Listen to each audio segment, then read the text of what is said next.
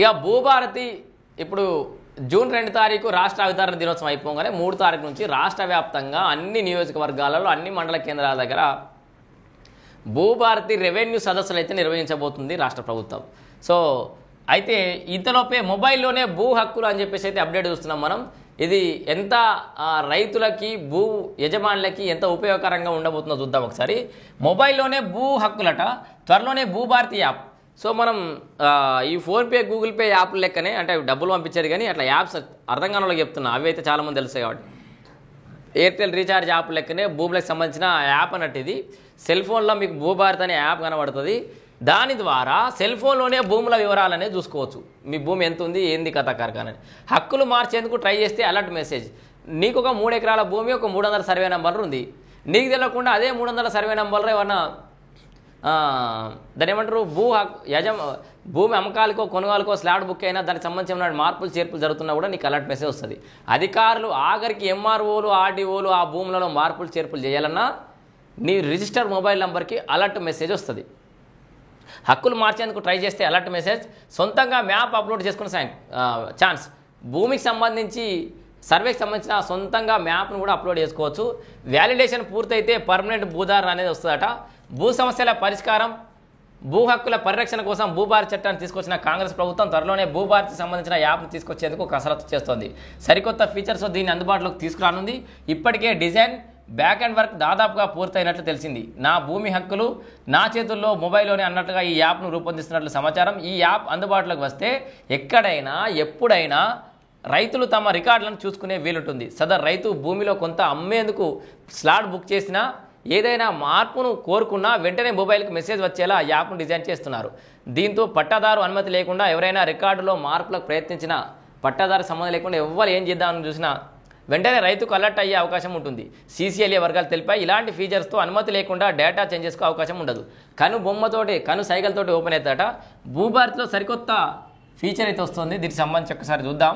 So మార్పులకు శ్రీకారం చుడుతున్నారు. App ద్వారా తమ భూములను వీక్షించేందుకు కూడా కనుబొమ్మలతోనే డేటా ఓపెన్ అయ్యేలా ప్లాన్ చేస్తున్నారు. సో ఐరిష్, సో మీరు ఆధార్ కార్డ్ సెంటర్కి పోయినప్పుడు ఇట్లా కంటి ఇట్లా జరుగురాని ఒకటి పెడతారు కదా మిషన్, ఐరిష్ ద్వారా. సో మీకు ఫింగర్ ప్రింట్స్ రాకపోతే ఐరిష్ కూడా ఒక్కొక్కరు ఒక్కో రకంగా ఉంటుంది, అందరు ఒక రకంగా ఉంటుంది. ఎవరు పడితే వాళ్ళకి ఓపెన్ కాదు. మీ ఫోన్లో కూడా ఫేషియల్ రికగ్నిషన్ ఉంటుంది కదా, ఫోన్లు కొంతమంది లాక్ ఇట్లా చూడంగా ఓపెన్ అవుతుంది కదా, గట్లా భూభారతికి కూడా కనుబొమ్మలతోటి ఓపెన్ అయ్యేటట్టు సెక్యూరిటీ అంతా సెక్యూరిటీ పెడతాట. కనుబొమ్మలతో డేటా ఓపెన్ అయ్యేలా ప్లాన్ చేస్తున్నారు. ఇతరులు ఎవరు మొబైల్లో ఓపెన్ చేసి మార్పులు చేయకుండా ఉండేందుకు జాగ్రత్తలు తీసుకుంటున్నారు. ఆర్ఓఆర్ పహానీలను కూడా మొబైల్లో నుంచి డౌన్లోడ్ చేసుకోవచ్చు. ప్రతి పహానీ ఆర్ఓఆర్కు క్యూఆర్ కోడ్ని ఇవ్వాలని భావిస్తున్నారు. సో చూసిరా, ప్రతి పహానీకి ఆర్ఓఆర్కు క్యూఆర్ కోడ్ ఉంటుంది. ఆ క్యూఆర్ కోడ్ ద్వారా వీళ్ళకి సర్టిఫైడ్, వీళ్ళకి కాపీస్ వచ్చినాయి లేదా, ఒక పేజ్ డౌన్లోడ్ అయితే దాని మీద క్యూఆర్ కోడ్ ఉంటుంది. ఇప్పటి నుంచి పహానీల కోసం చెస్సా పహానీ, కాస్రా పహానీలు, పానీ నకల్ ఈరు సార్ అని చెప్పేసి మనం అదేదో బాండ్ పేపర్ రాసి వాని చుట్టూ తిరిగి రికార్డు గదిలిచ్చి వారం రోజులు తిరిగి 10 రోజులు తిరిగి 500,000 రూపాయలు ఇచ్చి నో నథింగ్, యాప్లోనే ఎవ్రీథింగ్. సో మీకు అన్ని యాప్లో వస్తాయట. మొబైల్ యాప్లోనే అన్ని డౌన్లోడ్ చేసుకోవచ్చు. ప్రతి పహానీ ఆర్ఓఆర్కు క్యూఆర్ కోడ్ని ఇవ్వాలని భావిస్తున్నారు. ఆ క్యూఆర్ను ఎక్కడైనా చూపించి ఫిజికల్ కాపీ తీసుకునే వీలుంటుంది. RIFR FD radio frequency identification sensor మాదిరిగా చేయాలని వ్యూహరచన చేస్తుండడం విశేషం. మొబైల్ చేతిలో ఉండి భూభారతి యాప్ను డౌన్లోడ్ చేసుకుంటే రైతులు భూ హక్కులు భద్రంగా ఉండేలా యాప్ రూపొందిస్తున్నారు. తాత్కాలిక భూధార నంబర్, సో అది సర్వే పూర్తయ్యేదాకా తాత్కాలిక భూధార నంబర్ ఇస్తారట. ఆర్ఓఆర్ 2025 చట్టంలో పేర్కొన్నట్లుగా ప్రతి రైతుకు భూధార నంబర్ జారీ చేయనున్నారు. సో ఫస్ట్ సర్వే పూర్తి కాకముందుకు తాత్కాలిక భూధార ఉంటుంది. ఆ పర్టికులర్ ఒక సర్వే నెంబర్లో ఎక్స్టెంట్ మొత్తం సర్వే అయిపోయి దాంట్లో ఎలాంటి లిటికేషన్ లేవు, ఎలాంటి ఇష్యూస్ లేవు అన్నట్టు క్లియర్ టైటిల్ వచ్చిన తర్వాత దాన్ని పర్మనెంట్ భూధార నెంబర్ ఇస్తారు, మనకు ఆధార్ ఉన్నట్టుగా. సో దానికి వాల్యూ ఉంటుంది. ఆ ల్యాండ్కి కిస్సాలు లేవు, లిటికేషన్ లేవు అన్న ల్యాండ్ ఆటోమేటిక్గా ఎవడైనా కొనడానికి ముందుకు వస్తారు. ఈ అనుమానాలు లేకుండా భూధార ఉందా లేదా చూసుకొని భూములు కొనే పరిస్థితులు కొన్ని రోజులలో వస్తాయి.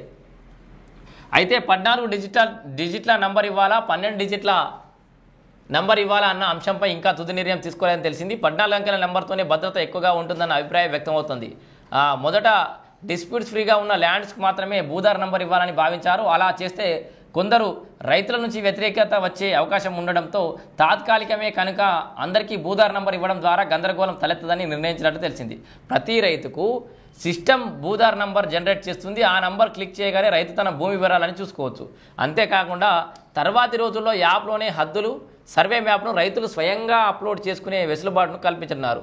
తన భూమి చుట్టూ తిరిగి కోఆర్డినేటర్స్ నమోదు చేస్తే దాన్ని సర్వేయర్ వ్యాలిడేషన్ చేస్తారు. అది సరిగ్గా ఉందని నిర్ధారిస్తే పర్మనెంట్ భూదార్ నంబర్ కూడా ఆటోమేటిక్గా జనరేట్ అవుతుంది. భూభారతి యాప్తో పాటే దీన్ని అమలు చేయనున్నట్లు అధికారులు తెలిపారు.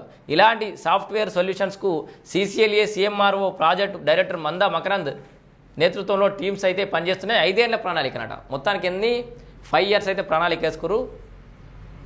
భూభారతి చట్టంలో ప్రస్తావించిన అంశాలన్నింటినీ అమలు చేసేందుకు సమయం పడుతుంది. ఇప్పటికిప్పుడు అన్నింటినీ అమలు చేయడం అయితే కూరది. వాస్తవానికి అందరూ తెలిసింది. ఆ చట్టం ఫుల్ ప్లేజ్లో అమల్లోకి వచ్చి MROలకు అర్థమై, తహసీల్దార్లకు, RDOలకు అర్థమై, RIలకు అర్థమై, ఇప్పుడు గ్రామ పరిపాలన ఆఫీసర్లకు అర్థమై జనాలకు అర్థం కావాలంటే కొంచెం టైం పడుతుంది. ప్రస్తుతం తాత్కాలిక భూదార్ నంబర్ ఇవ్వడం వరకు పరిమితం. ఈ నంబర్లు ఆటో జనరేట్ అవుతాయి కనుక ఎలాంటి ఇబ్బంది ఉండదు. కానీ పర్మనెంట్ భూదార్ నంబర్కు చాలా టైం పట్టే అవకాశం ఉంది. ప్రతి భూకమ్మతానికి సరిహద్దులు పక్కాగా నిర్ధారించాలి.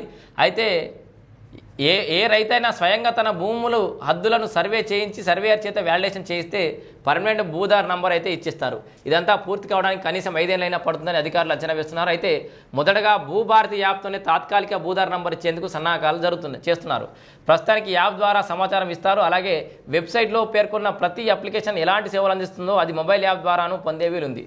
సో వెబ్సైట్లో ఉన్నటువంటి అన్ని అప్లికేషన్ల ద్వారా ఏదైతే ఉందో అవన్నీ దాంట్లో ఏమంటారు, ఫోన్లో కూడా అట్లే వచ్చే అవకాశం ఉంది.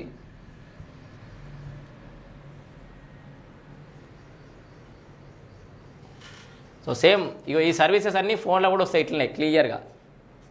Registration, mutation, ROR corrections, miscellaneous, డాలా అప్పీల్స్ అండ్ రివిజను. ఇదేమో ఇన్ఫర్మేషన్ సర్వీస్. మనకు కావాల్సిన ఇన్ఫర్మేషన్, మార్కెట్ వాల్యూ ఎంత ఉంది, జాగల సంగతి ఏంది, ప్రాబిటెడ్ ప్రాపర్టీస్ ఏమున్నాయి, ఈ ఛానల్ అప్లికేషన్ల స్టాటస్ లేనిది, రిజిస్టర్డ్ డాక్యుమెంట్ డీటెయిల్స్ కావాలన్నా ఇవన్నీ ఫోన్లో కూడా చూపెడతాయి మనకిగా. సో ఇట్లా మొబైల్లోనే అన్ని వచ్చేటట్టు కూడా ప్రయత్నం చేస్తారు. అండ్ ఫేషియల్ రికగ్నిషన్ తోడు ఓపెన్ అవుతుంది. అప్పటికప్పుడు మీరు టెంపరీగా ఇట్లా భూమి చుట్టూ తిరిగితే యాప్ పట్టుకొని టెంపరీ మ్యాప్ అప్లోడ్ అవుతుంది. టెంపరీగా భూదార్ నెంబర్ వస్తుంది. తర్వాత పకడ్బందీగా సర్వే అంతా పూర్తయిన తర్వాత పర్మనెంట్ భూదార్ నంబర్ అనేది రైతులకు అనేది ఇస్తారు. సో మరి భూభారతి ఇంప్లిమెంటేషన్ అనేది కాబోతుంది. అండ్ భూ సమస్యలకు సంబంధించి నాకు ఫోన్ చేసిన వాళ్ళందరికీ విజ్ఞప్తి, 3 తారీఖు తర్వాత నుంచి తెలంగాణ రాష్ట్ర అవతరణ దినోత్సవం తర్వాత నుంచి రాష్ట్ర వ్యాప్తంగా రెవెన్యూ సదస్సులు నిర్వహిస్తున్నారు. రెవెన్యూ సదస్సులలో అప్లికేషన్లు పెట్టుకోండి. మీకు ఏ సమస్యను ఉన్నా రెవెన్యూ సదస్సులలో చెప్పుకోండి. దానికి టెంపరీగా కొంతమంది సొల్యూషన్ దొరకవచ్చు, లేదా కాలక్రమేణా మెల్లమెల్లగా అప్లికేషన్లు పెట్టుకోవడానికి అవగాహన అయితే వస్తుంది. రెవెన్యూ సదస్సులకు రైతులందరూ హాజరు కండి. సో ఆ రెవెన్యూ సదస్సులలో మీకు ఉన్న అనుమానాలు ఏమైనా ఉంటే నివృత్తి చేసుకోండి.